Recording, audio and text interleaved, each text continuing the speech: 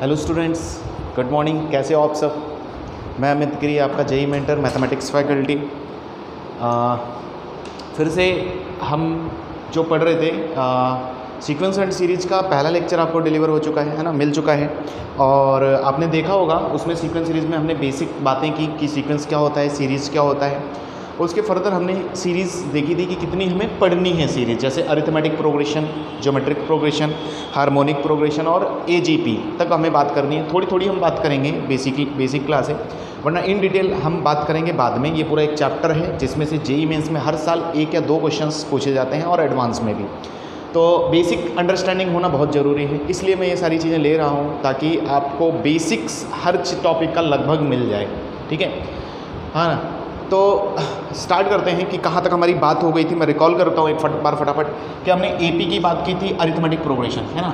AP की बात करें तो अरिथमेटिक प्रोग्रेशन में पहली चीज़ जो आपने देखी थी सबसे पहले कि किसी भी अरिथमेटिक प्रोग्रेशन का nth टर्म, इसे क्या बोलते थे? nth टर्म बोलते थे।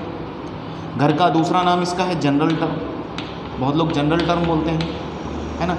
या फिर इसी को लास्ट टर्म भी आप बोल सकते हो, लास्ट टर्म, जिसको हम L से डिनोट कर रहे थे। तो इसकी वैल्यू थी Tn is equal to L is equal to A plus n minus 1 into D, है ना भाई। तो L A plus n minus 1 into D, ये बहुत इंपॉर्टेंट बात है। जहाँ पर A कौन है? हमारा फर्स्ट टर्म, किसी भी सीरीज का फर्स्ट टर्म था, एंड D क्या था? कॉमन डिफरेंस, है ना भाई। बेसिक रिवाइज करके दे रहा हूँ मैं खटाखट जल्दी जल्दी।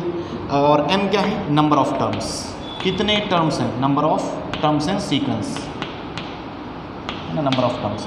यहाँ तक ये बात हो गई थी हमारी। दूसरी जो चर्चा हुई कि और से इंपॉर्टेंट फॉर्मूलेस निकाले थे, जैसे Tn इज इक्वल टू, एक फार्मूला हमने किसी भी प्रोग्रेशन के लिए निकाला, Sn माइनस 1, है ना भाई। किसी भी सीक्वेंस के लिए ट्रू था, है ना, true for any type of progression. देखो ये एक तरीके से शॉर्ट नोट्स भी हो सकते हैं आपके, है ना, जो मैं रिकॉल करवाता हूँ या जो चीज़ें इंपॉर्टेंट होती हैं वो चीज़ें आप अलग से भी लिख सकते हो। तीसरी बात इसी में डी पर अपनी चर्चा हुई थी, कॉमन डिफरेंस डी को हम लिखते थे Tn minus 1। It is the difference between the term and its previous term, है ना। अच्छा, उसके बाद अपनी चर्चा हुई, है ना। तो तीसरी चौथी बात पर अपनी चर्चा हुई जो पिछले लेक्चर में कि, है ना, nth term of AP from start, तो वो आया था Tn, जिसको हमने डिनोट किया Tn से। लिखा कैसे था? A plus n minus 1 into D, है ना भाई। अगर इसी तरह कोई टर्म आपसे पूछे कि लास्ट से चाहिए, nth term of AP from last, है ना, लास्ट से देख रहे हैं तब भी हम उसको Tn से ही डिनोट कर लेते हैं, है ना। लास्ट से लेकिन देख रहे हैं, देख कहाँ से रहे? लास्ट से, तो वो मैंने लिखा था L minus n minus 1 into D. आपको याद हो तो सीक्वेंस कुछ ऐसा होता था, है ना। जनरल AP की बात करूँ तो जनरल AP का फोटो कुछ इस तरह दिखता है।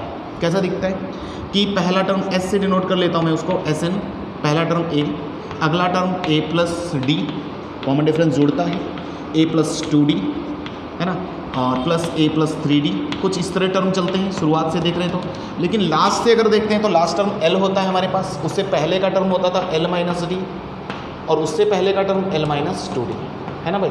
तो पीछे से अगर टर्म देखते हैं तो इस तरह दिखते हैं, और स्टार्ट से देखते हैं तो कुछ इस तरह दिखते हैं। जिनको जैसे कि स्टार्ट से अगर कोई देख रहा है, स्टार्ट से, है ना, स्टार्ट से देख रहे हैं तो उसको ये पहला टर्म दिखेगा, ये T2, दूसरा टर्म दिखेगा, this one is T3 and this one is T4, and इस तरह चलती रहेगी कहानी। ये लास्ट टर्म है तो इसे Tn बोल देते हैं, इसीलिए L और Tn बराबर लिखे मैंने। लेकिन किसी की इच्छा नहीं सर मुझे तो एंड से देखना है ना, ये फ्रॉम स्टार्ट हम देख रहे हैं, फ्रॉम एंड। अगर एंड से देखें तो टर्म यहाँ से काउंट होना स्टार्ट करेगा, T1 पहला term, now this one is T2, है ना। अब ये बन जाएगा T3, और इस तरह कहानी चलती हुई पीछे की तरफ से चलती हुई आएगी। तो ये कौन से टर्म, ये लास्ट, सबसे वाला लास्ट अब ये हो जाएगा, ये लास्ट टर्म हमारे लिए होगा। तो दिस विल बी Tn, है ना, plus Tn minus 1 plus Tn minus 2, है ना। इससे पहले ये अगर स्टार्ट से देख रहे हैं तो ये Tn माइनस 1 था और ये Tn माइनस 2। आई होप आपको समझ में आ रही होंगी चीज़ें। स्टार्ट से देख रहे हैं तो उधर से काउंट करना स्टार्ट करेंगे, लास्ट से देख रहे हैं तो इधर से, ठीक है। अच्छा, सम करने पर कुछ फ़र्क नहीं पड़ता, आप स्टार्ट से सम करो टर्म्स का, या एंड से करो भाई, एक ही जैसा तो सम तो चेंज थोड़ी होगा। तो इसलिए हमने सम का फॉर्मूला निकाला था 5th पॉइंट में। Sn का फॉर्मूला आया था n/2 a + l। जिसको याद होगा वो जानता है कि n/2 a + l मतलब मैंने कैसे लिखा था, नंबर ऑफ टर्म सीक्वेंस के हों आपके पास, डिवाइड बाई 2 लगाना है, ब्रैकेट के अंदर first term plus last term, इतना करके हमें सीक्वेंस का सम मिल जाता था, पहला फॉर्मूला। इसी का दूसरा फॉर्मूला हमने देखा कि हमने L की वैल्यू जब रख दी उसमें, L की वैल्यू रख दी उसमें, तो हमें एक दूसरा फॉर्मूला चमका Sn का ही, जिसे भी हम यूज़ कर लेते हैं, है ना। वो A और D के टर्म्स में था, Sn = n/2 आज भी, तो 2a + n-1 × d आया था। यहाँ तक अपनी बात हो चुकी है कल के लेक्चर तक। तो इन शॉर्ट इतनी बातें हमने कल के लेक्चर में फिनिश की थी, ठीक है। और छोटी छोटी बातें थी, जैसे कि 6ठे पॉइंट में कर लेते हैं छोटी सी बात कि कल को आपको डायरेक्ट 12th टर्म लिखना हो, ये बात अपनी हुई, direct 12th term of AP लिखना हो, आपको 90th टर्म ऑफ AP कभी जनरल तुरंत लिखना पड़े तो आप खटक से क्या लिखते हो, A लिखोगे आप प्लस 12th टर्म चाहिए तो एक कम करो 11 लिखो 11D, 19 टर्म लिखना है तो A लिखो प्लस एक कम करो कितना लिखना है 18D लिख दो। ये स्टार्ट से चल रहा है, स्टार्ट फ्रॉम स्टार्ट, ये स्टार्ट से देख रहे हैं हम, है ना। तो और सर लास्ट से देखेंगे तो कैसा लिखेंगे हम तुरंत, तो लास्ट से भी देख लेते हैं। सेम टर्म अगर आपको फ्रॉम एंड से देखना हो, फ्रॉम लास्ट से कोई नज़र दे रहा है कि बाहर से देखना है उधर से की तरफ से, तो क्या होगा 12th टर्म ऑफ AP हमें लिखना है 90th टर्म ऑफ AP, है ना। पेन को स्पीड देनी है, अभी इतने लेक्चर्स हो चुके तो अब आपकी स्पीड मेरे से मैच करनी चाहिए, खटाखट 12 टर्म ऑफ AP लास्ट से लिखना है। लास्ट से फॉर्मूला था ये हमारे पास, लास्ट से देखने का फॉर्मूला ये, स्टार्ट से देखने का फॉर्मूला ये। तो बताओ अभी कैसे लिखेंगे। अब A की जगह L आ जाएगा माइनस, है ना। फिर से वही चीज़ कि देखो यहाँ पर 2 था तो D, 3 था तो 2, यानी कि एक आज भी कम करना है, यानी कि 12th टर्म देख रहे हैं तो क्या लिखेंगे 11 × D। क्लियर है, L - 18D लास्ट से देखने का तरीका, बस खटाखट हो गया, सही है ना। अगर लास्ट से देखेगा तो आपको लास्ट टर्म देगा वो, ठीक है ना। अब आज का लेक्चर हम स्टार्ट करते हैं आगे। तो इतनी बात जानकारी आप इन शॉर्ट लिख लिया करो, मैं लिख के भी देता हूँ, इसलिए लेक्चर ख़त्म होने के बाद उसमें पता चलना चाहिए कि लेक्चर से आउटपुट्स क्या है, आपके रिजल्ट्स क्या है और जो आपको याद रखने। तो इतनी चीज़ें आपको कंसेप्चुअल याद रखनी है, ठीक है। आज के लेक्चर में देखेंगे कि क्या क्या चीज़ें हम कर सकते हैं। तो क्वेश्चन से स्टार्ट करते हैं। जैसे किसी ने मुझसे पूछा है, question is find 90th term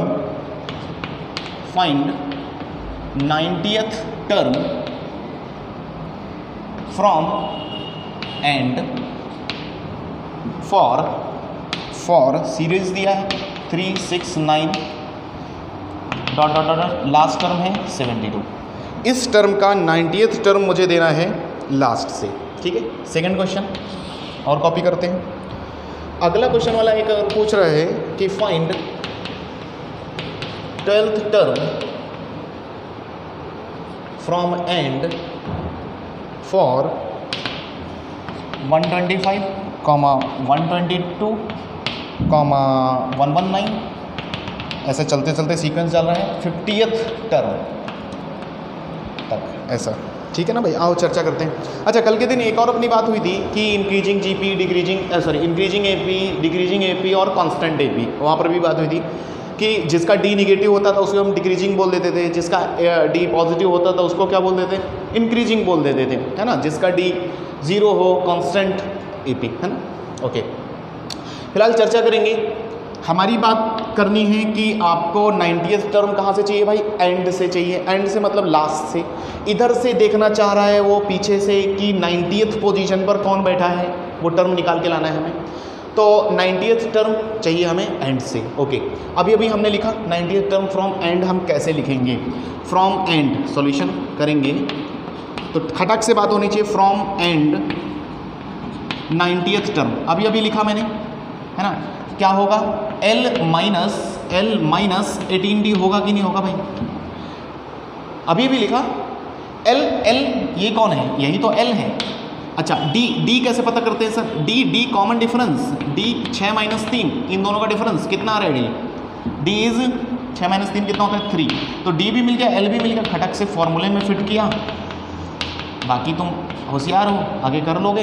तो 72 - 18 × 3 आगे कर लेना। तो अगले क्वेश्चन पे आते हैं आंसर। इस क्वेश्चन में और उस क्वेश्चन में फ़र्क ये है कि उसने लास्ट टर्म इसमें दिया था, इसमें लास्ट टर्म नहीं दिया। उसने बोला है 50th टर्म जो है लास्ट है, तो L जो है वो T50 है, लेकिन मुझे नहीं पता कौन है। इतना पता है कि 50वां टर्म लास्ट है, तो मैं T50 पहले लाऊंगा, क्योंकि मुझे एंड से टर्म चाहिए, तो उसका फॉर्मूला कुछ ऐसा होगा। मतलब देखो, क्योंकि मुझे चाहिए 12th टर्म फ्रॉम एंड, तो 12th term from and T12 from and कैसे लिखते हैं?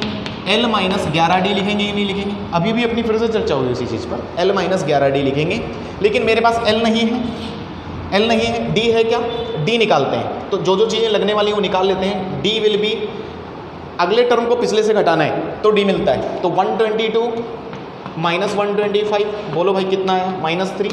D आज negative, it means decreasing AP, it means decreasing AP। अच्छा 50th टर्म चाहिए, तो मुझे T50 चाहिए, that is equal to L। Formula क्या होगा? स्टार्ट से T50, स्टार्ट से T50, तो A + 49D लिख दूँ। कितने लोग समझे सर 49 क्यों लिखा सर ने? भाई 49 50 निकालने तो एक कम होता है। A कितना है? 125 सर, प्लस 49 × D बोल दो -3। D चेंज नहीं होता, D आज भी वही रहेगा।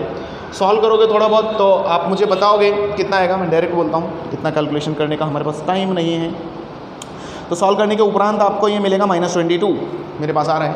-22 लिख लोगे? -22, यानी कि L भी मौजूद है आपके पास, D भी मौजूद है, फिर टाइम नहीं लगना चाहिए, इधर फिट कर देंगे। तो L की जगह -22 -11 × D की जगह -3। सॉल्व करेंगे तो -22 प्लस 33, आंसर इज 11। बोलो कोई देर लगी क्या? कंसेप्ट दिमाग में बहुत क्लियर होने चाहिए, तभी आप कर पाओगे, वरना तो फंस जाओगे। तो इसीलिए जितना ज़्यादा आपका कंसेप्ट स्ट्रॉन्ग, उतना सब्जेक्ट स्ट्रॉन्ग। ठीक है, आगे चलते हैं।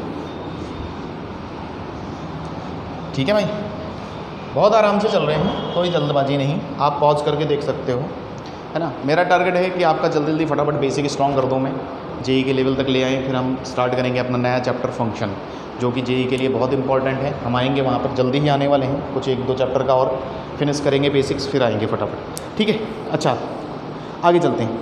आगे एक बात और करता हूँ मैं, सम का फॉर्मूला आपको मिल चुका है। एक और बात करते हैं, जैसे पॉइंट नंबर लिख लेना। पता नहीं कल के दिन कितने पॉइंट हुए, 7 या 8 हो गए होंगे। तो मैं 8 पॉइंट ले लेता हूँ। आपके हिसाब से, आप नोट्स में आप अगर लिखते हो तो उस हिसाब से पॉइंट्स आप मेंशन कर सकते हो, क्योंकि पॉइंट्स वाइज लिखने से आपको क्लियर रहता है कितने पॉइंट तक आपका हो चुका है। तो 8 पॉइंट मान लेता हूँ आज का लेक्चर है, आज के लेक्चर का, कल से कंटिन्यूस में। तो आपको कल के दिन हमने एक चीज़ की थी, Tn = L होता था A + n - 1 × D, याद आया? ठीक है, ये थोड़ा इंपॉर्टेंट चीज़ थी। यहाँ से ही हम एक काम करते हैं, मैं थोड़ा इसको ट्रांसफॉर्म करता हूँ। A को इधर भेज दूँ तो L - A हो जाएगा, सबको पता है। n - 1 × D हो जाएगा। थोड़ी देर बाद D को भी इसके नीचे लगा देता हूँ, तो n - 1 = कितना दिखेगा? L - A/D, सबको दिख रहा है ना। फिर थोड़ी देर बाद +1 भी उधर भेज देता हूँ। मैं n निकालना चाहता हूँ। कई बार वो नंबर ऑफ टर्म्स आपसे पूछेंगे, तो उसके लिए आपको L - A/D + 1 फॉर्मूला होता है, और यहाँ पर ये वाला ब्रैकेट यूज़ करते हैं। इसे हम बोलते हैं ग्रेटेस्ट इंटीजर फंक्शन। ग्रेटेस्ट, ये नया वर्ड होगा आपके लिए, ग्रेटेस्ट इंटीजर फंक्शन। इस पर हम वैसे तो फंक्शन में चर्चा करते हैं, लेकिन क्या चीज़ है ये मैं समझा देता हूँ यहीं पे, है ना। क्योंकि ये क्यों है? क्योंकि आपको पता है कि नंबर ऑफ टर्म्स को हम n बोल रहे हैं, और ये हमेशा कैसा होगा? ये भाई इंटीजर होगा। इंटीजर समझते हो ना? इंटीजर मतलब वो भी पॉजिटिव इंटीजर होगा। इंटीजर वो भी पॉजिटिव। सर ये बात नहीं समझ में आई। देखो बहुत सिंपल सी बात है। कई बार हम हो सकता है कैलकुलेट करें L - A/D, कल को पॉइंट में आ गया तो ऐसा नहीं हो सकता कि कल को n कभी 2.5 टर्म आ जाए, 2.5 टर्म, ऐसा कभी पॉसिबल नहीं है। या तो 2 टर्म होंगे, या 1 टर्म होगा, या 3 टर्म हो गया, 4 टर्म हो गया, 5। कहने का मतलब एक इंटीजर वैल्यू होगी, यानी कि n की वैल्यू इंटीजर होगी, इसीलिए हम ग्रेटेस्ट इंटीजर फंक्शन लगाते हैं। थोड़ी सी चर्चा कर लेते हैं कि ये JF क्या होता है। JIF क्या होता है? सिंपल सी बात समझना, कल को 2.5 आए तो आप उसको 2 लिखोगे। कल को ग्रेटेस्ट इंटीजर में 3.3 आए तो आप उसको 3 लिखोगे, नहीं समझ में आया। नियरेस्ट लेफ्ट साइड इंटीजर लेते हैं, लेफ्ट साइड इंटीजर लेते हैं, है ना। ग्रेटेस्ट इंटीजर का मतलब होते हैं नियरेस्ट लेफ्ट साइड इंटीजर लेते हैं। जैसे कल को आगे आपके सामने 3.9, इवन 3.9 आया तो 4 मत लिख देना। अगर ये वाला ब्रैकेट लगा है बड़ा वाला ऐसा फॉर्मूले में, इसलिए उसको बोला है मैंने, मेंशन किया है ग्रेटेस्ट इंटीजर फंक्शन, तो भी आप 3 ही लिखोगे। एग्जैक्ट 4 लिखा है किसी ने तो 4 आएगा, एग्जैक्ट 2 लिखा है किसी ने तो 2 आएगा, एग्जैक्ट -2 आया तो -2 आएगा। समझ में आ रही है ना बात? ये ग्रेटेस्ट इंटीजर की कहानी है, समझ में आया ये चीज़, ये ग्रेटेस्ट इंटीजर की। कल को ग्रेटेस्ट इंटीजर में 3.1 भी है तब भी 3 आएगा, समझ में आया क्या? ये चीज़ें हैं। तो यहाँ पर ग्रेटेस्ट इंटीजर फंक्शन है, ये चीज़ है। तो n निकालने के लिए फार्मूला है, नंबर ऑफ टर्म्स निकालने के लिए फार्मूला है, ठीक है। क्वेश्चन करते हैं, समझते हैं फिर, आओ।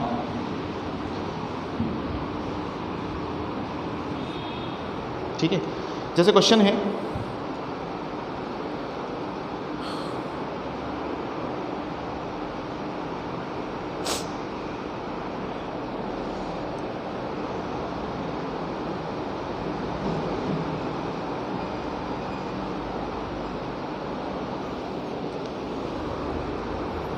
क्वेश्चन इज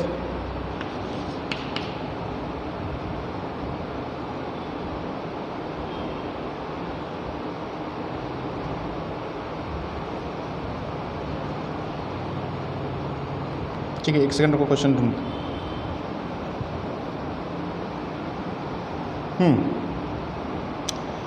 किसी ने पूछा है, सीरीज दी है, क्वेश्चन है कि all integers find,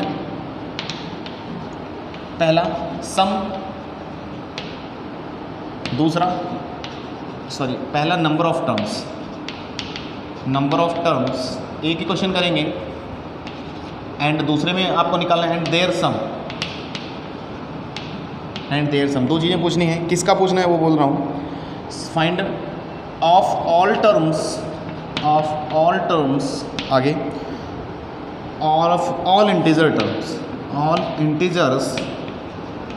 between 81 to 1000, थोड़ा हो सकता है क्वेश्चन आपको मुश्किल लगे, डिविजिबल बाय 3, लेकिन बढ़िया क्वेश्चन है। Find a number of terms, second their sum, उन टर्म्स का सम भी चाहिए उसको, of all integers between 81 to 1000 which are divisible by 3, ये क्वेश्चन, ठीक है। चर्चा करते हैं, पहले समझ लेते हैं कि क्वेश्चन वाला क्या पूछ के आया है ना। क्वेश्चन वाला चाहता है कि 81 और 1000, 81 जानते हो, 81 और 1000 के बीच में बिटवीन बोला है। बिटवीन का मतलब है ये दोनों कंसिडर नहीं होंगे, उनके बीच की वैल्यूज, बीच के इंटीजर कंसिडर होंगे। कभी भी बिटवीन है, देखो लैंग्वेज में नहीं फंसना है, क्वेश्चन की लैंग्वेज में मत ये समझना बिटवीन बोला है इसका मतलब वो इनके बीच के इंटीजर्स जानना चाहता है। बिटवीन का मतलब है बीच के इंटीजर्स। कई बार बच्चे इनको भी काउंट कर लेते हैं, काउंट कर लेंगे तो गड़बड़ हो जाएगा। बीच के इंटीजर्स, बिटवीन का मतलब बीच के इंटीजर्स जानना चाहता है। और जो ऐसे इंटीजर्स, बीच के इंटीजर्स, वो भी कैसे, जो डिविजिबल हों, 3 से। जो क्वेश्चन को ही अपने दिमाग में पहले सेट करना है, आखिर करना क्या है, ये बहुत जानना जरूरी है। कई बार ऐसा एकदम से नहीं टूटना है, मैंने कई बार बोला है एकदम से क्वेश्चन को पहले समझो, पढ़ो, पढ़ने में दिमाग ज़्यादा लगाना है, लेकिन करते वक्त ऐसा प्लानिंग आ जाना चाहिए दिमाग में कि खट खट खट होना चाहिए, ठीक है। डिविजिबल बाई 3 हो, ओके। किसके बीच लेना है, 81 to 1000 के बीच लेना है। नंबर ऑफ टर्म्स बताने उसके लिए देयर सम, यानी कि 81 और 1000 के बीच पहले नंबर ऑफ टर्म्स मुझे वो बताने पड़ेंगे जो इंटीजर्स हों और डिविजिबल बाई 3 हो, 2 कंडीशन, ठीक है। आओ चर्चा करते हैं। तो बेसिक सी बात पूछता हूँ कि डिविजिबल बाई 3 होने की कंडीशन क्या है। बहुत बेसिक बात, डिविजिबल बाय कोई भी नंबर अगर मेरे पास आए, डिविजिबल बाई 3 होने के लिए क्या होता है उस नंबर का।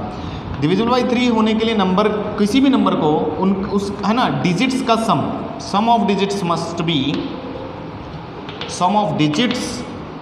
B divisible bye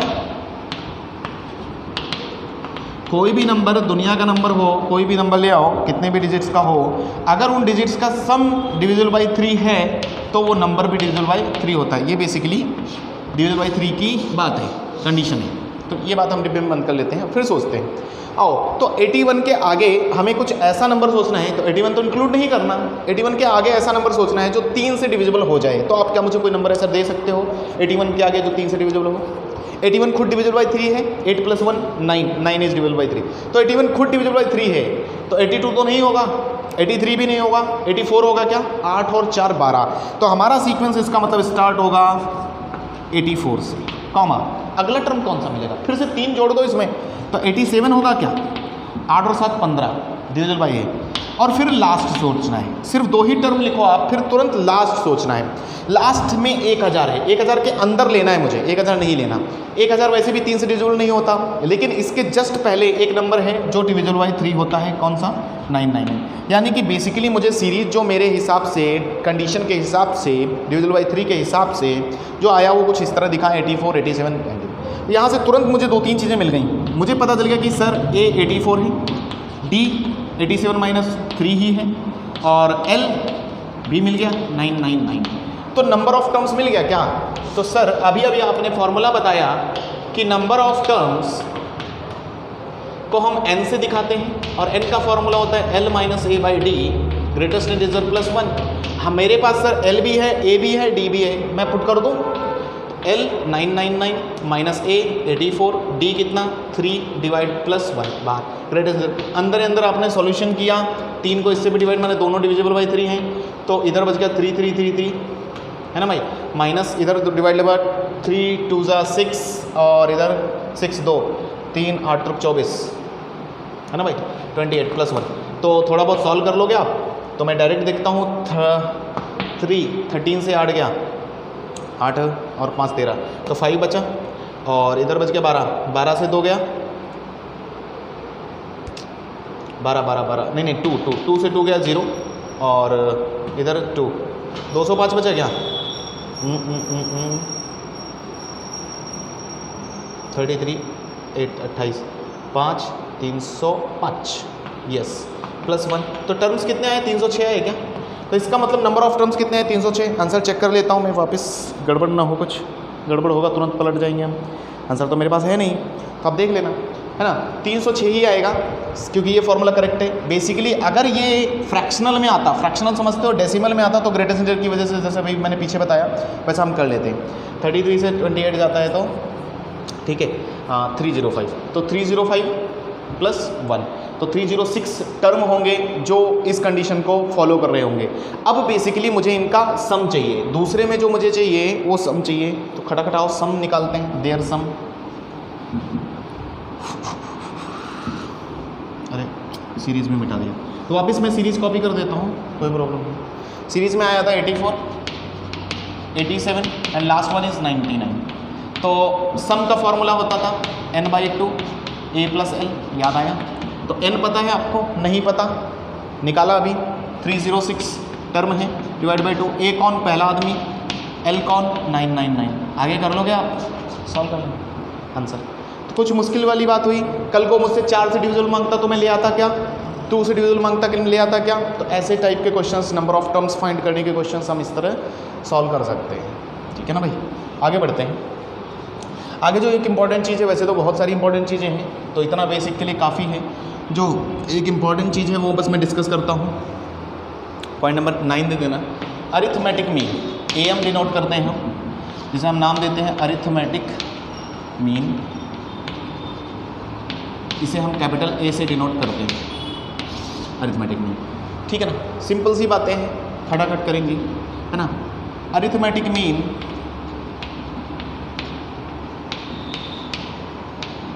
arithmetic mean of A and B। Suppose करो आप दो कोई नंबर दे के गया, भाग गया और बोला कि इनका अरिथमेटिक बताओ, अरिथमेटिक मीन बताओ, तो कैसे लिखते हैं? A = सम ऑफ लोग डिवाइड बाय नंबर ऑफ लोग।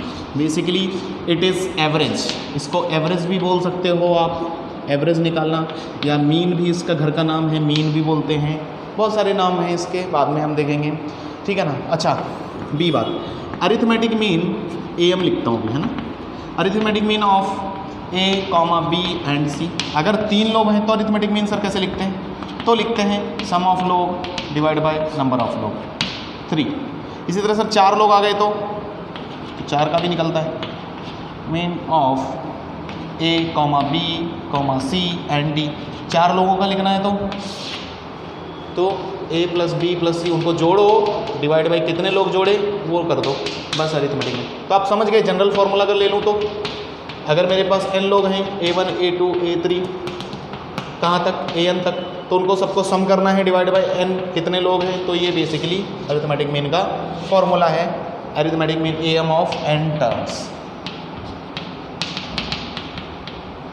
है ना भाई। तो अरिथमेटिक मीन है। क्लियर क्या? लिखो फटाफट चलेंगे जीपी पर। किस पर? ज्योमेट्रिक प्रोग्रेशन पर। तो यहाँ तक बेसिक बात हो गई।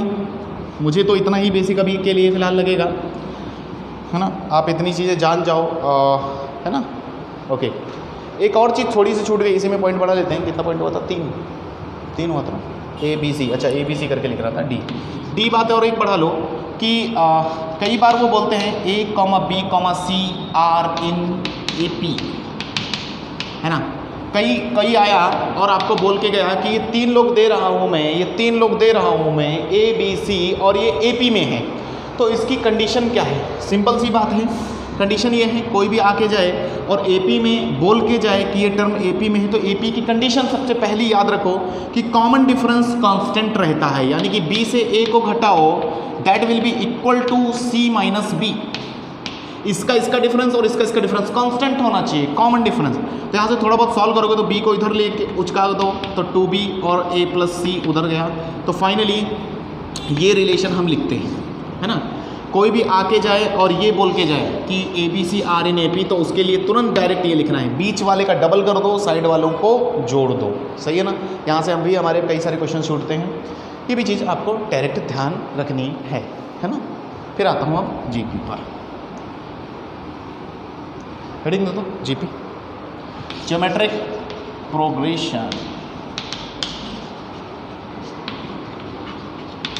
Geometric progression GP. तो थोड़ी बहुत बातें अगर जीपी की आप जानते हो तो जीपी एपी पढ़ लिया हमने।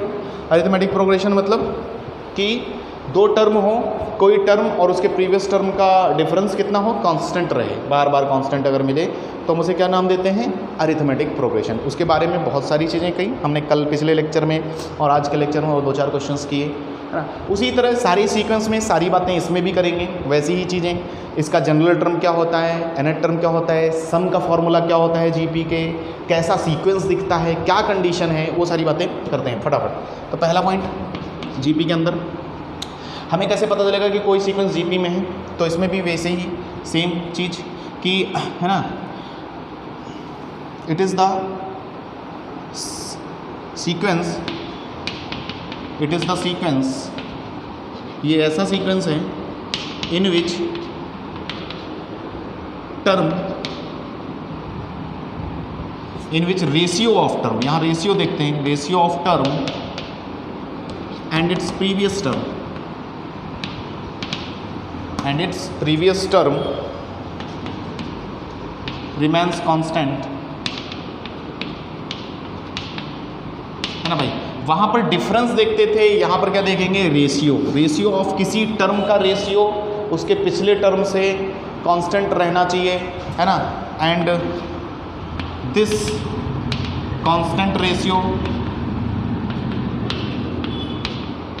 इज नोन एज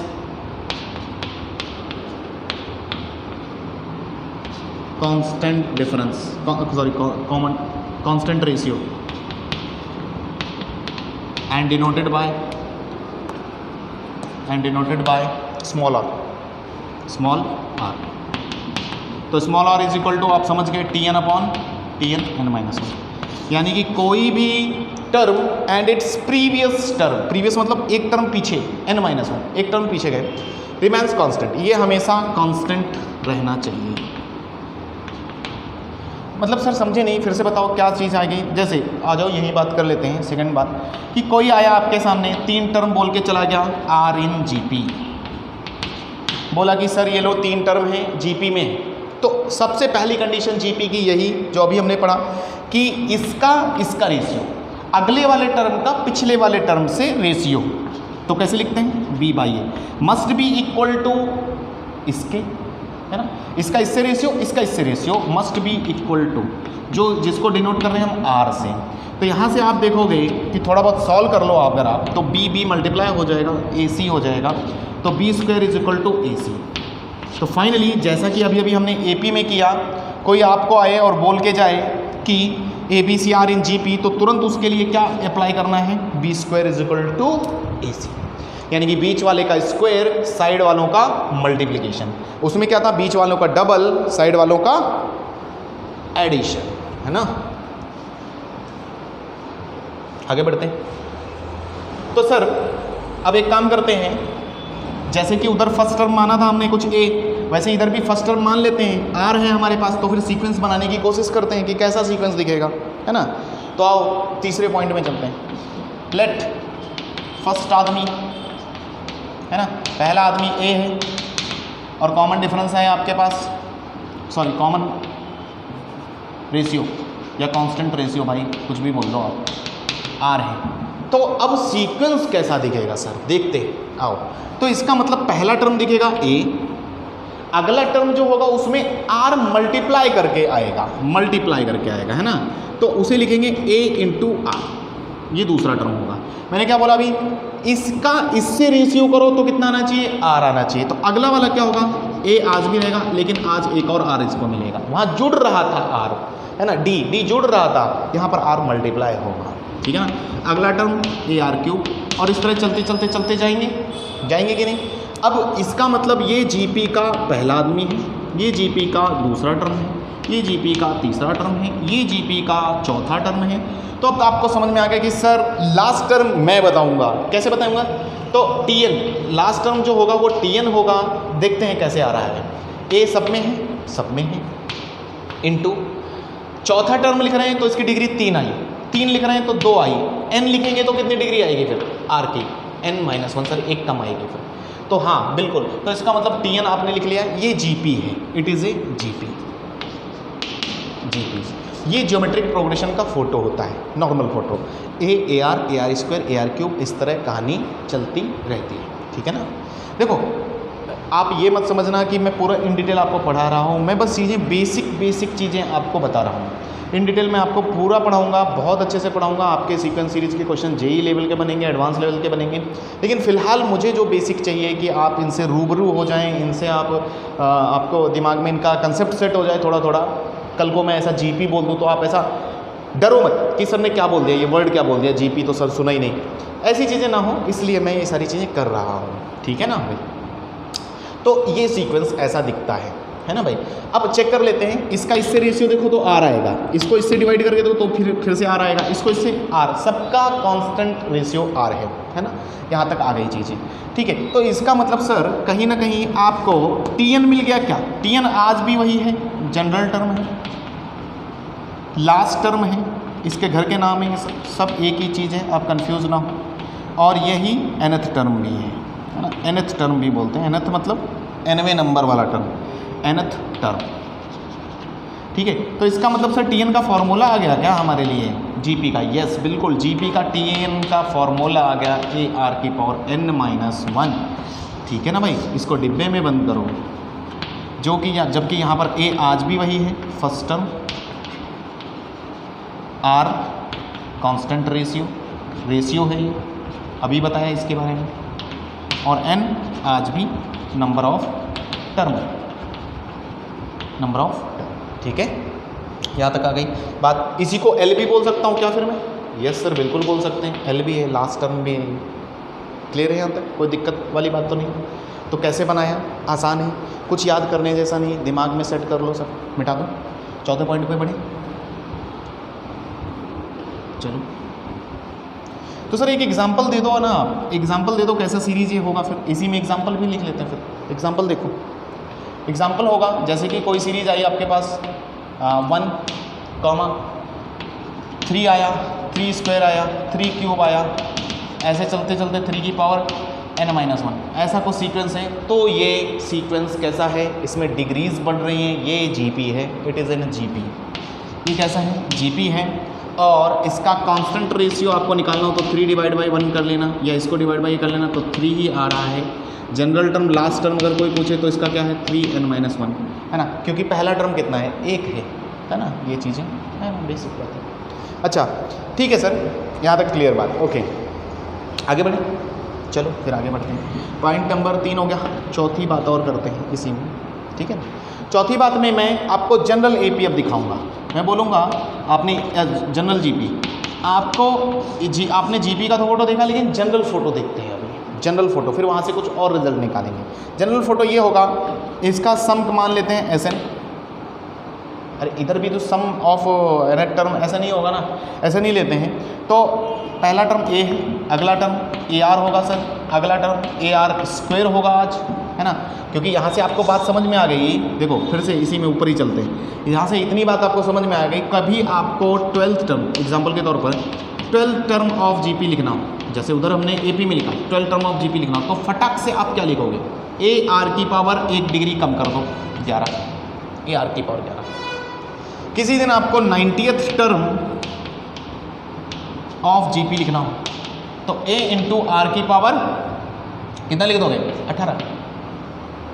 समझ में आ रही ना बातें, ये डायरेक्ट चीज़ें हमें करनी चाहिए। 20th टर्म लिखना है ऑफ GP तो A इंटू R की पावर 19, एक कम करो, सही बात है कि नहीं, यही हो रहा है। तो ये चीज़ें हैं, तो इसका मतलब ये first term, second term, third term, fourth term, ये स्टार्ट से चल रहा है सर, फिर लास्ट से दिखाओ, जैसे आपने लास्ट से उधर AP में किया था वैसे ही इधर भी लिख के देखते हैं। तो लास्ट टर्म L है मेरे पास, इससे पिछला टर्म कौन होगा, सोच के देखो, L/R होगा, क्योंकि आज भी वही कंडीशन फॉलो करनी कि इसका और इसका रेशियो कितना आना चाहिए, R आना चाहिए। साइड में जाके मन ही मन में आपने डिवीजन लगा लिया और आपने पाया कि हाँ R ही आ रहा है ना, कर लिया कि नहीं। फिर इससे पीछे वाला टर्म क्या होगा सर, वो होगा L/R स्क्वायर। इससे पीछे वाला सर क्या होगा, L/R क्यूब। आपको समझ में आ गया कि इधर से R मल्टीप्लाई करते हुए चलता है, उधर से R डिवाइड करते हुए चलता है पीछे से, है ना। जैसे कि उधर से AP में देखो तो D जुड़ता हुआ चल रहा था, उधर से D घटता हुआ चल रहा था, ये बात समझ में आई, ठीक है ना भाई। तो अगर स्टार्ट से देखें हम, फ्रॉम स्टार्ट, पहली चीज़ फ्रॉम स्टार्ट अगर देख रहे हैं तो ये पहला टर्म, ये दूसरा टर्म, ये तीसरा टर्म, ये चौथा टर्म, और इस तरह चलते चलते, है ना, ये लास्ट का टर्म एकदम से, ये उससे पीछे वाला टर्म यानी कि Tn-1, n से पीछे एक टर्म, n से 2 टर्म पीछे, n से 3 टर्म पीछे, है ना भाई ऐसा। लेकिन किसी की इच्छा हो रही नहीं सर मुझे तो एंड से देखना है, जैसे आपने उधर देखा था फ्रॉम एंड। लास्ट से अगर हम देखें तो लास्ट से जब हम देखना स्टार्ट करेंगे तो आज के दिन ये पहला टर्म बनेगा, तो ये होगा T1, ये होगा T2, है ना भाई, ये होगा T3, ये होगा T4, और लास्ट से देखते वक्त आप चल रहे हो जब पीछे से, तो ये आदमी आज nth टर्म बनेगा, तो ये होगा Tn, ये Tn-1, ये Tn-2। अब समझ गए बात में क्या बोलना चाहूँ, चीज़ें समझो बस। सीक्वेंस ऐसा है, पूरा सीक्वेंस ऐसा दिखता है ये GP का, इसे डिब्बे में ही रख लो। लेकिन हम बस एंड से और स्टार्ट से ये बातें इसलिए कर रहे हैं कि क्वेश्चन वाला कल को आपसे स्टार्ट से भी टर्म पूछेगा, पूछ सकता है, एंड से भी पूछ सकता है, या कुछ भी बातें ऐसी कर सकता है। तो यहाँ से चीज़ें सर समझ में आ गई कि अगर मुझे जनरल टर्म लिखना हो स्टार्ट से, है ना, नाउ जनरल टर्म, इसी के अंदर चल रहे हैं, जनरल टर्म या फिर nth टर्म, है ना, पहला from nth term of GP from start या बिगिनिंग, फ्रॉम स्टार्ट या फिर बिगिनिंग, तो उसको कैसे लिखते हैं सर, उसको ऐसे लिखते हैं, देखो ध्यान से देखो, यहीं से क्लिक होता है। T4 लिख रहा हूँ स्टार्ट से तो AR क्यूब जैसा है, यानी कि 1 डिग्री कम आ रही है, तो AR की पावर n-1 ये स्टार्ट से है, ऐसा लिखा जाता है। दूसरा फ्रॉम एंड अगर सर एंड से लिखेंगे या लास्ट से लिखेंगे तो कैसे दिखेगा, तो आप उधर से देखते हैं। तो ये एंड से लिख रहे हैं तो ये पहला टर्म, ये दूसरा टर्म, ये तीसरा टर्म लिखा तो इसकी फोटो कैसी आ रही है, L/R² जैसी आ रही है। चौथा टर्म लिख रहे हैं तो L/R³ जैसा आ रहा है। इसका मतलब सबके ऊपर L लगा हुआ है क्या, यस सबके ऊपर L है। नीचे आओ, चौथा टर्म लिख रहे हैं तो R³ आया है, इसका मतलब 1 डिग्री R की कम करके सर ऐसी आएगी कुछ, तो इसका मतलब आपने लिख लिया। जो कुछ याद करने जैसा नहीं है, यही चीज़ें मैं समझाना चाहता हूँ कि मैथ्स में कुछ भी याद करना नहीं है आपको। ऐसा सब्जेक्ट है ये, बहुत बेसिक है, और अगर आपके बेसिक्स क्लियर हैं, आपके रटना नहीं है, आपको अगर पता है कि फार्मूला कैसे बना है, क्या चीज़ें हैं, वही मैं सिखाने की कोशिश करता हूँ कि आप फार्मूले रटो मत, ठीक है ना। क्योंकि इतने सारे फार्मूले रहेंगे, फिजिक्स, केमिस्ट्री, मैथ्स, कहाँ तक याद करोगे आप, ठीक है ना। तो फार्मूले रटते नहीं, कहाँ से आया है वो देखेंगे, कल को ज़रूरत पड़ी एग्ज़ाम में तो हम निकाल के ले आएंगे, ठीक है। और इतना आसान है सब्जेक्ट कि आपको बहुत मज़ा आएगा, ठीक है। मिटा दूँ फिर ये, तो आपको यहाँ तक थ्योरी क्लियर कि हमने बिल्कुल जैसा AP में किया, एंड से, स्टार्ट से और वो सारी बातें, है ना, टर्म, तो वैसे ही इधर भी कर लिया। तो एक चीज़ और छूट रही, फिर सम छूट रहे सर, सम उधर किया था आपने, सम भी बता दो, फिर हम एक साथ ही क्वेश्चन लगा लेंगे सारे, है ना, सब एक साथ ही क्वेश्चन लगा लेंगे सब पर बेस्ड। आओ, ठीक है, ओके। कितना पॉइंट हो गया, 4, 5, 5वां है क्या, यस 5th पॉइंट। तो मुझे ये मिटाना पड़ेगा क्योंकि अब 5th पॉइंट में मैं आपसे बात करूँगा सम की, है ना भाई। कॉमन रेशियो की बात हो गई अपनी, स्टार्ट से भी हमने टर्म देख लिया, एंड से भी देख लिया। हालांकि इतना बेसिक भी नहीं चाहिए मुझे, बेसिकली इसे थोड़ा सा ही बेसिक चाहिए था, लेकिन फिर भी अब चीज़ें चल रही हैं तो मैं थोड़ा थोड़ा बता ही देता हूँ इसलिए। तो 5th पॉइंट लिख लो आप। तो 5th point is sum of n terms of GP। बहुत काम का फॉर्मूला, वेरी इंपॉर्टेंट, सबसे ज़्यादा इंपॉर्टेंट सीक्वेंस है ये, और सबसे इंपॉर्टेंट मुझे पता है कि कहाँ से इंपॉर्टेंट है, तो वो चीज़ें मैं इसलिए मेंशन करता हूँ कि आप ध्यान दे के देखो इनको। तो सम ऑफ n टर्म्स को हम डिनोट कैसे करते हैं, SN से। सीक्वेंस कैसा दिखता है, AR² AR3 ऐसा दिखेगा। कहाँ तक सर, लास्ट टर्म कहाँ तक आएगा, AR की पावर n-1 ले लूँ, चलेगा, ले ले। लास्ट टर्म क्या था, अरे भूल गए कितनी देर में ये। सर आपने एक कुछ याद आ रहा है मुझे थोड़ा थोड़ा कि जब आपने सम निकाला था, उसका AP का सम जब निकाला था तो कुछ कहानी सुनाई थी, याद आया क्या। कहानी ये थी कि जब भी AP का सम निकालते हैं तो फैक्ट ये था, क्या करते थे हम लॉजिक, कि एक बार सम सीरीज को सीधा लिखते थे और एक बार उल्टा लिखते थे, ऐड कर देते थे, सम आ जाता था, है ना, याद आया। A+L बार बार n टाइम्स आया था, तो 2SN = n टाइम्स A+L लिखा, फिर n/2 फॉर्मूला मिल गया था वहाँ से सम का। सर इधर कुछ ऐसा कर सकते हैं क्या, मैंने बोला वैसा तो नहीं, लेकिन हाँ एक तरीका है, कभी भी GP का सम निकालना हो तो तरीका क्या है, आप पूरा सीक्वेंस लिख लो पहले GP का, पहले पता करो, फाइंड आउट करो, पहली चीज़ है ना।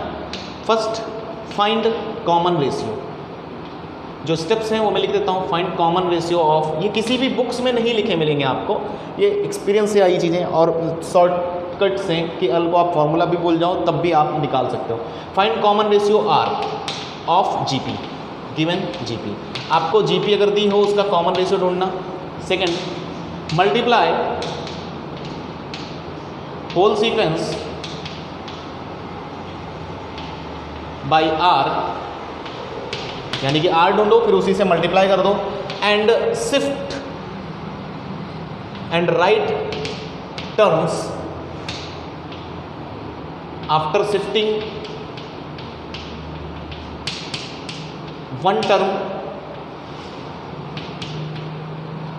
Right side. ये क्या बोल गया अंग्रेजी में, मुझे तो समझ में नहीं आया, ठीक है ना भाई। देखो क्या इंग्लिश बोल गई है, देखो कि कल बोल रहे हैं कि आपको पहला काम करना है कि R ढूंढ लो, GP जो दी हो, अगर उसका सम फाइंड आउट करना चाहते हो तो पहला स्टेप है आप उसका R ढूंढ लो GP का, फिर उस पूरी सीक्वेंस को R से मल्टीप्लाई कर दो, यानी कि इधर भी होगा मल्टीप्लाई, इधर भी होगा, लेकिन लिखते वक्त उसको क्या करो, एक टर्म शिफ्ट करके लिखो। जब आप दूसरी बार मल्टीप्लाई करके लिख रहे हो तो मैं इधर मल्टीप्लाई कर दूँ इसको R से, R × SN, तो एक टर्म शिफ्ट करके लिखो राइट साइड, मतलब इस टर्म को जब मल्टीप्लाई हुआ आर से, भाई आर से मल्टीप्लाई करेंगे ना, सबको करेंगे एक तरफ से, वरना बुरा मान जाएगा, कोई भी टर्म को अगर रहेगा तो फिर है ना परेशानी हो जाएगी।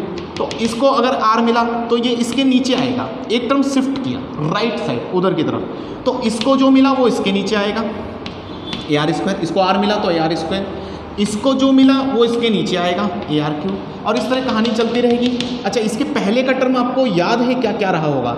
n-1 है तो उसके पहले का टर्म रहा होगा r⁻n-2 पहले। तो क्या हुआ होगा कि जब इसको जो मिला होगा वो इसके पीछे वाला आदमी मिला होगा। तो आप एक चीज़ ध्यान से देखो, इसके सामने ये आ रहे हैं, इसके सामने ये आ रहे हैं, इसके सामने वैसे ही आ रहे हैं, यानी कि खुद के सामने खुद ही आ रहे हैं, यानी कि इसके सामने ये वाला आदमी आएगा और इसके सामने ये वाला आदमी आएगा, क्योंकि जब इसको r मिलेगा तो r टकराएगा, 1 डिग्री कम करेगा, 1 डिग्री प्लस करेगा तो n-1 होगा। लेकिन जिस दिन इसको एक r मिलेगा तो एक टर्म बाहर खिसकेगा, ar⁻n होगा। कितने लोग समझे यहाँ तक? बोलो हाँ या ना। नहीं आई बात समझ में? कुछ नहीं आया, सब कुछ समझ में नहीं आता। अरे नहीं आई बात समझ में? क्या किया? पहली बात, पहला सीक्वेंस लिखना आ गया यहाँ तक, AR स्क्वायर AR क्यूब, पहला टर्म, दूसरा टर्म, तीसरा टर्म, चौथा टर्म कैसे लिखते हैं अभी सिखाया। ऐसा करके यहाँ तक आ गए। ARn-1 आखिरी आदमी होता है, इससे पहला आदमी एक और कम करके आएगा ना, AR⁻n-2, उससे पहला आदमी AR⁻n-3, है ना। टी नहीं आई बात समझ में? आ गई ना। फिर स्टेप्स क्या है? Find common ratio.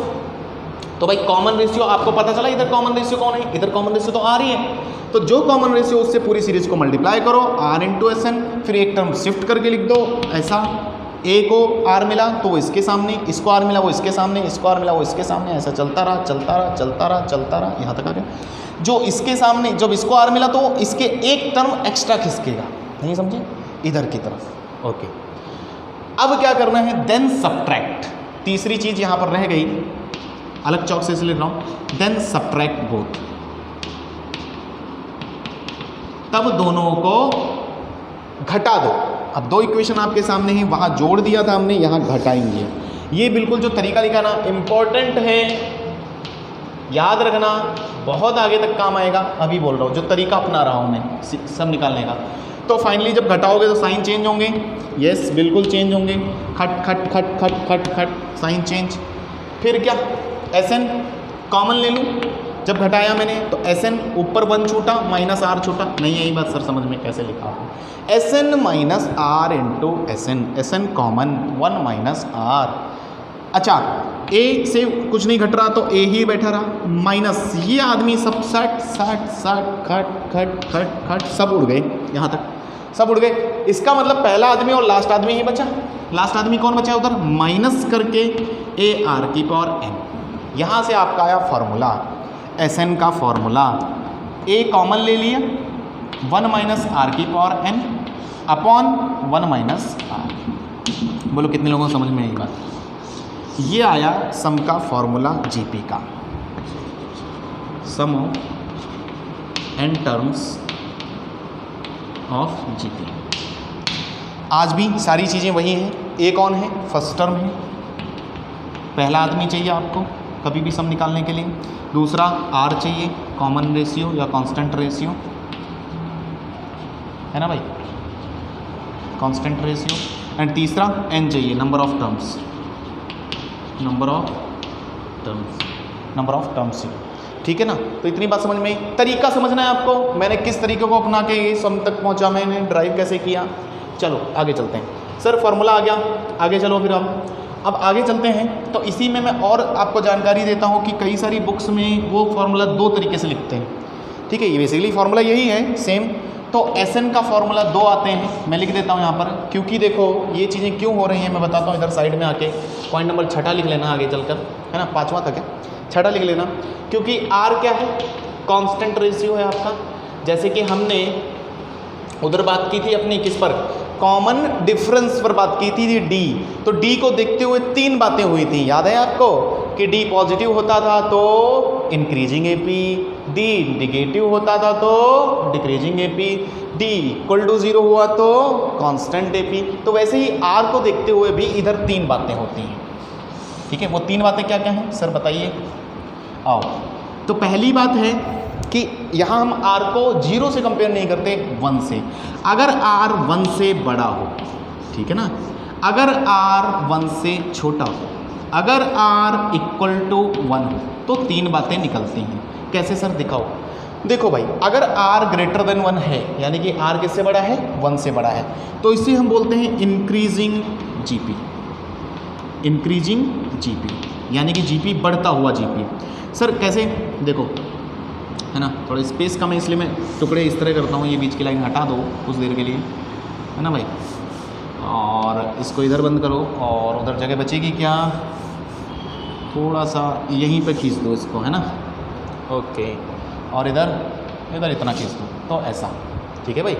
3 बातें करने वाले हैं। तो r अगर 1 से बड़ा हो तो इंक्रीजिंग जीपी। सर दिखाओ कैसे? जैसे मैं मान लेता हूँ फर्स्ट टर्म, मेरे एग्जांपल के तौर पर मेरे पास फर्स्ट टर्म है a एंड या 2 मान लो, first term is equal to 2 example के तौर पर, और r इज इक्वल टू कुछ ऐसा मानो जो 1 से बड़ा हो आपके नंबर मन में। मानो 3 ले लूँ, r is equal to 2, sorry first term a is equal to 2 and r is 3। तो सीक्वेंस कैसे लिखते थे? याद आया? सीक्वेंस क्या होता था? a r square ar cube, ऐसे चलता है कि नहीं चलता? तो आप खुद ही बताओ, a इंटू पहला टर्म क्या होगा? सीक्वेंस कैसे होगा? a यानी कि 2 comma a into r, 2 into 3 कितना? 6, फिर ar स्क्वायर, तो r का स्क्वायर 3 3 9, मतलब लिख देता हूँ मैं 2 इंटू 3 स्क्वायर, 2 इंटू 3 क्यूब। याद आया? तो आप एक चीज़ बताओ कि क्या टर्म्स बढ़ रहे हैं क्या? जितनी बार भी आगे बढ़ते जाओगे पावर रेज हो रही है, क्योंकि 1 से बड़ी वैल्यू है तो ये वैल्यू बढ़ाएगी, हर बार वैल्यू बढ़ती जाएगी, इसीलिए मैं बोल रहा हूँ ये इंक्रीजिंग जीपी है ना। अच्छा, लेकिन सर फिर इधर क्या होगा? r अगर 1 से छोटा हुआ तो हम बोलते हैं डिक्रीजिंग जीपी। क्या बोलते हैं? डिक्रीजिंग जीपी, ठीक है ना। आज जैसे a आप मान लो एग्जाम्पल के तौर पर, ये आज भी 2, लेकिन r मैंने 1 से छोटा लिया, 1/2 लिया। ऐसा नहीं मत सोचना कि निगेटिव ले लेंगे सर, -2, नहीं, मॉड वैल्यू की बात करते हैं आप। और थोड़ा मैं अपनी बात को और करेक्ट करता हूँ, मैंने बोला मॉड वैल्यू ऑफ r लेना, मॉड वैल्यू ऑफ r, अभी और करेक्ट किया, mod value of r। Positive negative से संबंध यहाँ पर नहीं है, उसके मैग्नीट्यूड से संबंध है, तो मॉड ले लिया बचने के लिए, ठीक है ना भाई। तो r मॉड r आज अगर 1/2 है तो सीक्वेंस कैसा दिखेगा? 2 इंटू r 1/2, 2 इंटू r का स्क्वायर 1/2 स्क्वायर। तो कितने लोगों को चमका कि सर पहला टर्म 2 है, अगला टर्म 1 हो गया, अगला टर्म और 1/2 हो गया, अगला टर्म और छोटा होता चला जाएगा। मतलब कहने का मतलब टर्म्स घट रहे हैं, छोटे होते जा रहे हैं। तो इसको क्या बोलूँ? डिक्रीजिंग एपी बोलना उचित रहेगा कि नहीं रहेगा? इसको इंक्रीजिंग जीपी बोलना उचित रहेगा। इसी प्रकार अगर r is equal to mod value of r, यानी कि पॉजिटिव हो नेगेटिव कुछ फर्क नहीं पड़ता, मॉड पॉजिटिव नेगेटिव से बचने के लिए लगाया है। अगर 1 है तो हम इसे बोलते हैं कांस्टेंट जीपी। क्या बोलते हैं? Constant GP. एग्जाम्पल के तौर पर फिर से वही काम कर लो भाई, r तो मेरा 1 है, r1 ले लिया ना, फिक्स है ना भाई, इधर लेस देन 1 था इसलिए 1/2 सोचना पड़ा, इधर तो फिक्स है, अभी r1 ही है। तो a मान लो 2 है, तो कैसा दिखेगा? 2 इंटू 2, फिर 2 इंटू 1, फिर 2 इंटू 1 स्क्वायर, 2 इंटू 1 क्यूब। हाँ भाई, चलता चले रहेगा, 2 ही तो मिल रहा है बार बार, 2 कुछ बदला क्या? नहीं बदला ना, सही है, कोई दिक्कत वाली बात नहीं यहाँ तक। तो अब इसी चीज़ की वजह से हमारे पास क्या होता है, अब हम अपनी कहानी पे आ जाते हैं। सम का जो फॉर्मूला आपने निकाला, इसी वजह से सम के 2 फॉर्मूले चमकते हैं। 2 फॉर्मूले कैसे चमकते सर? r ग्रेटर देन, इसके लिए तो कोई लफड़े नहीं है, अरे भाई इसका सम निकालना हो तो n इंटू 2 कर देना, n इंटू a, वही हो जाएगा। बेसिकली इन दोनों के लिए अलग अलग फॉर्मूला आता है। तो जो आपने पहला फॉर्मूला निकाला आज के दिन, अभी निकाला 1 माइनस r की power n upon 1 minus r, ये फॉर्मूला काम करता है जब मॉड r की वैल्यू 1 से छोटी हो, है ना भाई, 1 से छोटी हो मॉड r की वैल्यू, ठीक है ना भाई, क्योंकि सम हम पॉजिटिव लेते हैं। और इसी तरह a इंटू आर की पावर n-1 अपॉन r-1 लेते हैं जब मॉड r की वैल्यू 1 से बड़ी हो। तो ये बेसिकली पूरा फॉर्मूला हम लिखते हैं, डिब्बे में बंद करेंगे और चलेंगे। कई बच्चे सोच रहे होंगे सर क्या कर रहे हैं, इसमें भी बात तो वही है ना कि देखो दोनों फार्मूले सेम ही हैं, कुछ फ़र्क नहीं है, बस लिखते वक्त इस चीज़ को थोड़ा ध्यान में रखते हुए उनका फ़ोटो चेंज किया हमने, इसको उधर कर लो, इसको उधर कर लो, आज ये बन जाएगा, कुछ फ़र्क नहीं, सेम वही चीज़ है, यहाँ तक कोई दिक्कत वाली बात नहीं है। आओ आगे चलो ना, है ना, चलो चलो चलो, ठीक है ना। लास्ट टाइटल इसमें और लेता हूँ, उसके आगे हम कल डिस्कस करेंगे अगले लेक्चर में। तो वो है इसी के अंदर ये है, देखो ये आया सम टू द एन टर्म्स का सम। लेकिन इससे इम्पॉर्टेंट बात एक और है जो बहुत बार आएगा कि आपको वो सम पूछेंगे इन्फिनाइट टर्म्स का। देखो एपी में इन्फिनाइट टर्म्स के सम की बात नहीं होती, क्योंकि एपी में अगर इन्फिनाइट टर्म्स की बात करो तो वो इन्फिनिटी तक निकल जाएगा, ठीक है ना। यहाँ ऐसा नहीं होता, यहाँ पर क्या है चीज़ें आओ देखते हैं, ठीक है। कोशिश करता हूँ मैं समझाने की, हालांकि आगे की चीज़ है। तो हेडिंग दे देना, कितना छठा पॉइंट हो गया था, 7th पॉइंट ले लेना। In sum of GP, sum of terms of GP, sum of terms of GP of infinite terms, of infinite terms, important है, ऑफ इन्फिनाइट टर्म्स, यानी कि sum of terms of GP of infinite terms, है ना। यानी कि इसे हम denote करते हैं एस इन्फिनिटी। क्या डिनोट करते हैं? S infinity. यानी कि क्या हो रहा है, एन जो है वो टेंडिंग हो रहा है किसकी तरफ? इन्फिनिटी की तरफ। यानी कि टर्म्स आज आपके 100, 200, 500 ऐसे नहीं हैं, टर्म्स आज हो गए infinity, N tending to infinity. N equal to infinity कभी नहीं लिखते, कभी भी ऐसा मत लिखना कोई भी आ जाए कि कोई चीज़ इन्फिनिटी के बराबर नहीं हो सकती है, बिल्कुल भी लिखना गलत है। तो ये चीज़ हम लिखते हैं इसलिए टेंडिंग टू इन्फिनिटी, है ना। तो बेसिकली एस इन्फिनिटी का सीरीज सर फिर कैसा दिखेगा मैं बताता हूँ, आओ। ए दिखेगा प्लस ए आर दिखेगा प्लस ए आर स्क्वायर दिखेगा। लेकिन आज लास्ट आदमी आपको नहीं मिलेगा ए आर की और एन माइनस वन, वो इन्फिनिटी होगा। लास्ट आदमी कौन है? इन्फिनिटी है ना भाई। तो अगर फिर से वही तरीका अपनाओ सम निकालने का, एस इन्फिनिटी चाहिए ना, सम निकालने का वही तरीका, आर से मल्टीप्लाई करो सर और एक टर्म खिसका के लिखो, तो इसके सामने ए आर प्लस इसके सामने ए आर स्क्वायर, इसके सामने से चलता रहेगा। लेकिन इधर क्या होगा, इसको पिछले वाला टर्म मिलेगा ही नहीं, आज भी ये इन्फिनिटी ही रहेगा, क्योंकि इन्फिनिटी पर बात हो रही है तो बहुत दूर बात हो रही है, वहाँ पर कुछ फ़र्क नहीं पड़ेगा उसको डिग्री से। तो ये फ़र्क आया बस दोनों फॉर्मूलों में, यानी कि यहाँ वाला झंझट खत्म हो गया जिस दिन आपने घटाया इसको, है ना, सब्ट्रैक्ट सब उड़ जाएगा। ये टर्म ये टर्म ये टर्म सीक्वेंस से सब कटेंगे, लास्ट तक बच कौन गया? सिर्फ ए बच गया। तो ये आया S infinity minus 1 minus R is equal to A, है ना भाई। तो S infinity is equal to आया ए अपॉन 1 माइनस आर। ये फॉर्मूला आया किसका? Sum of infinite GP. किसका आया? सम ऑफ इन्फिनाइट जीपी, है ना, ए अपॉन 1 माइनस आर। अच्छा, प्रोवाइडेड, यहाँ पर एक कंडीशन है, provided mod R must be एक लेस देन 1, है ना। या फिर बोलो कि आर की value must be lies between 1 to -1, या जाने दो, मॉड आर की वैल्यू 1 से, बेसिकली गोडा फंक्शन से आप निकाल सकते हो। मैंने इतने लिखा, -1 to 1 भी लेते हैं, है ना, लिख लो। अच्छा अब लिख ही दिया है तो लिख लो, यानी कि आर की वैल्यू अगर आपकी -1 से 1 के बीच में है तभी ये अप्लीकेबल है ना। अदरवाइज इफ़, है ना, दूसरी चीज़ अगर आर सर मॉड आर इसका मतलब लेस देन 1 होगा तभी ये फॉर्मूला लगा सकते हैं हम, है ना, तभी सम आपको प्राप्त होगा, वरना तो नहीं प्राप्त होगा। तो इसीलिए आओ इधर फिर से पुनः हम बहुत अच्छे से विस्तृत तरीके से लिख के आपको देते हैं। तो एस इन्फिनिटी के दो फॉर्मूले, A upon 1 minus R, provided mod R must be less than 1, और इधर इन्फिनिटी आएगा प्रोवाइडेड आर ग्रेटर देन 1। तो इसका मतलब एस इन्फिनिटी का फॉर्मूला सिर्फ मॉड आर लेस देन 1 के लिए ही काम करता है। सिंपल सी बात है, एग्जांपल से समझ लेते हैं। अगर आपके पास सीक्वेंस है एस इन्फिनिटी का 2 + 2 × 3, है ना, प्लस 2 × 3 स्क्वायर प्लस 2 × ऐसा चल रहा है, समझ गए सीक्वेंस क्या है। और ये इन्फिनिटी तक जा रहा है, समझते हैं इधर इन्फिनिटी तक जा रहे हैं, टर्म्स बढ़ रहे कि नहीं बढ़ रहे? It is increasing GP. कैसे पता किया सर? अरे मॉड आर की वैल्यू देखो ना 3 है, डिवाइड करो, mod R 3 value, increasing GP मतलब इसका केस आप खुद ही बताओ। जिस दिन सम करूंगा इतने बड़े बड़े टर्म्स आना स्टार्ट करेंगे तो कितना भी सम कर दूंगा तो क्या आएगा फिर, फाइनली इन्फिनिटी ही आएगा, क्योंकि इन्फिनिटी तक जा रहा हूं मैं।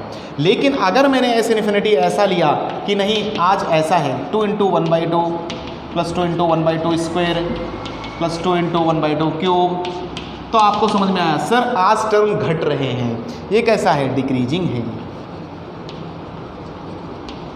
डिक्रीजिंग जीपी है। मॉड आर लेस देन 1 है, क्यों, कैसे पता किया, अरे मॉड आर की वैल्यू देखो ना ध्यान से, 1/2 है, कितना है 1/2 है, 1/2 है। तो अगर इसका सम 1/2 है तो देखो आपको टर्म्स घटते हुए मिल रहे हैं, यानी कि किसी दिन इन्फिनिटी पर जाते जाते ये टर्म खत्म हो जाएंगे, वैल्यू देखो वैल्यू ऑफ टर्म्स खत्म हो जाएगी।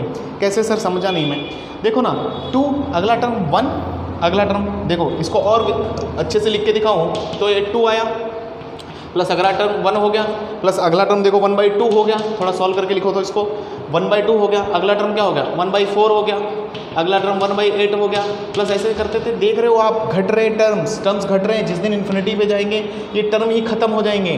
तो इस तरह जब कहाँ तक जाएगा, इन्फिनिटी तक खत्म होगा तो उसका सम आएगा, सम का फॉर्मूला होता है a/1 - r, तो सम प्राप्त होगा आपको a कितना 2, 1 - r की वैल्यू कितनी 1/2 लगा लो तो ये 2 हो गया, 1 से 1/2 गया तो 1/2, आंसर आया 4। यानी कि ऐसे टर्म्स अगर घट रहे हैं इनका सम इन्फिनिटी तक करें तो सम कितना आया 4 आएगा, बस करके देखना है ना। तो बेसिकली यहाँ तक समझ में आई बातें। आज जीपी से रिलेटेड क्वेश्चंस मैं कल करूँगा, कल अगले लेक्चर्स में करवाएंगे। तो बेसिकली उम्मीद करता हूँ कि आपको जीपी का सम, टीएन टर्म और ये सारी चीज़ें समझ में आई होंगी। चलो थोड़ा थ्योरी पूरा फिनिश ही कर देते, कल क्वेश्चन करेंगे थोड़ा सा और एचपी करेंगे। चलो एक और पॉइंट बढ़ा देते हैं, आप छोटा सा है ज्योमेट्रिक मीन का, है ना, तो पूरा ही थ्योरी खत्म हो जाएगा। पॉइंट नंबर 7 हो गया था, 8 ले लो, हेडिंग दे दो ज्योमेट्रिक मीन, क्या दे दो ज्योमेट्रिक मीन। जैसे उधर अरिथमेटिक मीन, सेम कहानी चला रहा हूँ मैं ताकि आपको कुछ भी चीज़ें ना बदलें। ज्योमेट्रिक मीन जीएम से हम शॉर्ट में डिनोट करते हैं और इसको हम जी लिखते हैं, कैपिटल जी, है ना भाई। तो ज्योमेट्रिक मीन क्या होता है वो समझते हैं। पहला ए पॉइंट जैसे उधर किया था, जैसे ज्योमेट्रिक मीन यानी कि GM of A and B, 2 number है मेरे पास ए और बी, उनका ज्योमेट्रिक मीन अगर लिखना हो आपको तो कैसे लिखेंगे, तो उनका ज्योमेट्रिक मीन को कैपिटल जी से दिखाएंगे। लिखते वक्त उनको मल्टीप्लाई करना है, उनकी डिग्री जो है जितने लोग हैं उसको उल्टा टांगना है 1/2, ये हो गया ज्योमेट्रिक मीन। इसको बहुत अच्छे से खूबसूरत बना के लोग ऐसा भी लिख देते हैं √AB, ठीक है। बी बात, किसी दिन आपको लिखना है ज्योमेट्रिक मीन 3 लोगों का, A, B एंड C, 3 लोगों का किसी दिन ज्योमेट्रिक मीन लिखना हो आपको तो फिर से आप जी लिखोगे। करना क्या है, मल्टीप्लाई करना है, हमेशा उन लोगों को मल्टीप्लाई करो, उन जितने लोग हों उसका उल्टा करके उनकी डिग्री टांग दो 1/3। तो इसको क्या बोल दोगे आप, √ABC। समझ में आ रहा है ना, खूबसूरत करके लिखना हो तो ऐसा। कल को सर 4 लोग हुए तो मैंने बोला ओके, आपको लिखना है geometric mean of A, B, C and D, 4 लोग हैं, इनका ज्योमेट्रिक मीन लिखना है। तो बहुत अच्छे से लिख लेंगे हम, ज्योमेट्रिक मीन को कैपिटल जी से दिखाते हैं। क्या करना है, अंदर सबको मल्टीप्लाई भिड़ा दो और उनकी जितने लोग हों उसको उल्टा करके ऐसा लिखो। तो इसको हम क्या पढ़ेंगे, 4th रूट ऑफ, क्या पढ़ेंगे 4th रूट ऑफ ABCD, है ना, ऐसा ये चीज़ है ज्योमेट्रिक मीन। सर इसका मतलब कल को n टर्म्स आ गए तो कैसे लिखते हैं, तो n टर्म्स का भी फोटो दिखाता हूँ मैं आपको ज्योमेट्रिक मीन का, है ना। D, geometric mean of A1, A2, A3, A4 ... AN, इन लोगों का ज्योमेट्रिक मीन अगर लिखना है तो जी लिखेंगे, जी, और जितने लोगों का ज्योमेट्रिक मीन लेना हो उनको मल्टीप्लाई कर दो, सिंपल, और जितने लोग हो उसको उल्टा करके लिख दो, फॉर्मूला आ गया। बोलो कोई दिक्कत वाली बात। एग्जाम्पल के तौर पर किसने बोला, फाइंड ज्योमेट्रिक मीन ऑफ 8 × 4 × 2, 4, 8, है ना। कोई 3 लोग दे गया मुझे, बोला इनका ज्योमेट्रिक मीन निकालो, तो मैंने बोला ओके ज्योमेट्रिक मीन लिखेंगे। 3 लोग हैं तो 2 × 4 × 8 की पावर कितना 1/3 लगा दो, ठीक है ना, सॉल्व कर लेना, बाकी आ गया, काबिल हो इतने। तो कितना आएगा, ये हो गया 2 2 स्क्वायर 2 क्यूब ऊपर कितना 1/3, तो फाइनली पावर नीचे ऐड हो गई 3 2 5 और 1 6, 2 की पावर 6 की पावर 1/3। सबको याद आया प्रॉपर्टीज ऑफ इंडाइसेस, तो 2 की पावर 6/3 और 2 की पावर 2, आंसर इज 4। तो यानी कि इसका ज्योमेट्रिक मीन कितना आया 4, चमक भी रहा। अच्छा ठीक है, यहाँ तक कोई दिक्कत वाली बात तो नहीं ना? कोई दिक्कत रहे तो आप मुझसे पूछ सकते हो, सारी चीज़ें कुछ भी रहें, है ना। मैं बस ये चाहता हूँ कि आपके बेसिक्स हर चीज़ के स्ट्रॉन्ग रहें, कंसेप्चुअल आप बहुत स्ट्रॉन्ग बनो, क्योंकि बेसिक वही बातें जेई में पूछी जाती हैं। कोई भी एग्ज़ाम हो वो ज़्यादा हाई लेवल की बातें नहीं करते, आपको बेसिक में उलझाते हैं। मतलब क्या होता है नॉर्मली, आप बुक में भी देखना, आपको ज्योमेट्रिक मीन सिर्फ 2 का बताते हैं, ज़्यादा से ज़्यादा 3 का बताते हैं। आपसे वो 8 लोगों का ज्योमेट्रिक मीन पूछेंगे, तो लेकिन आपको आना चाहिए ना 8 लोगों को ज्योमेट्रिक मीन लिखना। कैसे लिखते हैं? 1/8 हो जाएगा, 8 लोगों को मल्टीप्लाई कर दो, सिंपल। मैं खुद जब मैंने पढ़ाई की तो मुझे भी ये चीज़ें नहीं आती थी, बाद में जाकर मुझे समझ में आया कि ओह ऐसा होता है क्या। क्योंकि बुक में सिर्फ बोर्ड लेवल बुक की बात करो तो वो सिर्फ 2 लोगों का ज्योमेट्रिक मीन तक की बात करते हैं, ज़्यादा नहीं करते। तो ये चीज़ें कहीं ना कहीं इंपॉर्टेंट हैं, ये चीज़ें सिर्फ बेसिक में ही पढ़ा रहा हूँ मैं, ये बहुत अच्छा है ताकि आप कहीं ना कहीं मैथ्स में इतने स्ट्रांग हो जाओ कि आपके बेसिक्स बहुत मजबूत रहें। ठीक है, मिलेंगे अगले लेक्चर में। ठीक है, थैंक यू। लेक्चर देखो और कुछ प्रॉब्लम है तो पूछो, है ना। Thank you.